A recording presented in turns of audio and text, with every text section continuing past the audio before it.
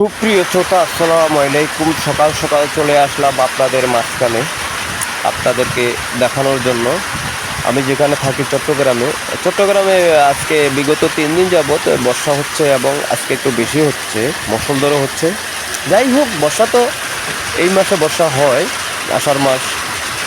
এখন তো বর্ষার সিজন, বর্ষা তো হবেই। আর বর্ষা আগের সিজনে আমরা ছোটোবেলায় দেখছি 15 দিন, 1 সপ্তাহ, 1 মাস, এরকম 1 মাসও এরকম লং টাইম বর্ষা দেখেছি, বৃষ্টি হয়েছিল। কিন্তু এখন তো সেরকম আগের দিনগুলো নেই, এখন আর সেরকম বর্ষা হয় না। যাই হোক, তারপরে যা হয় এটি আল্লাহর রহমত। এই সকালবেলা উঠে দেখলাম যে বর্ষা পড়তেছে। ঘুমটাও একটু মোটামুটি হইলো, রাত্রে অনেক সুন্দর। ঠান্ডার ভিতরে খেতা খেতা শীতের মতো খেতা গায়ে দিয়ে ঘুমাচ্ছি। তারপরে একটু উঠে দেখলাম যে দেখি বর্ষার অবস্থা কি। একটু বৃষ্টির ভিতরে ছাতাটা নষ্ট হয়ে গিয়েছে। তারপরে দৌড়িয়ে চার দোকানে গেলাম, দোকানে যাইয়া একটু চা খেলাম, একটু বসলাম, আপনাদের জন্য একটা ভিডিও প্রস্তুত করলাম। ভিডিওটা দেখি কীরকম। অনেক জায়গায় তো বৃষ্টি হয় না, অনেকে বৃষ্টি দেখে না।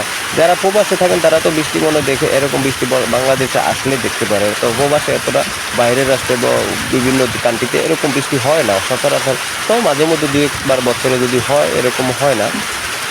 তো বৃষ্টি হচ্ছে আল্লাহর একটি রহমত। ফসল বা রিজিকের ব্যবস্থা হয় বৃষ্টির মাধ্যমে।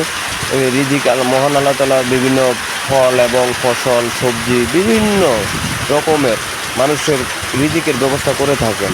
এই যে ধান ক্ষেত বা এখন যে ফলাবে জ্বালা, ধানের বীজ ধানের বীজ ফেলে ধানের যে চারা করবে, ধানের যেই জ্বালা করবে, এগুলার আবার এগুলো তো দরকার, এখন বৃষ্টির দরকার।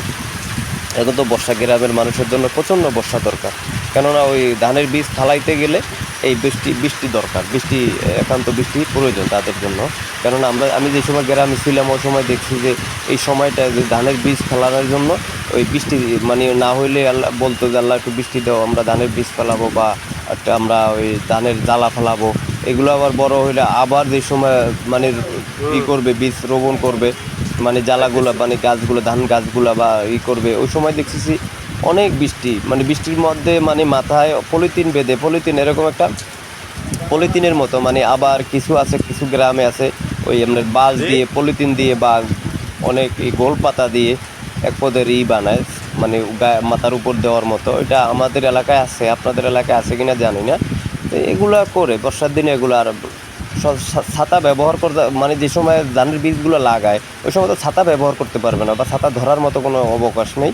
তার জন্য কি করে ওই মাথার উপরে ওই ওইটা জোংরা বলে, আমাদের গ্রামে বলে জোংরা, যেটা আমাদের গ্রাম্য ভাষায় জোংরা বলে, মাথার উপরে দেয়।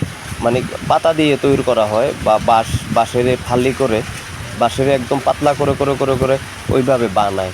যাই হোক, ওইভাবে বানিয়ে ছোটোবেলায় দেখেছি। এখন অথবা অনেক বছর যাবত শহরে থাকি, আর ওরকম দেখার সুযোগ হয় না, আর দেখিও না।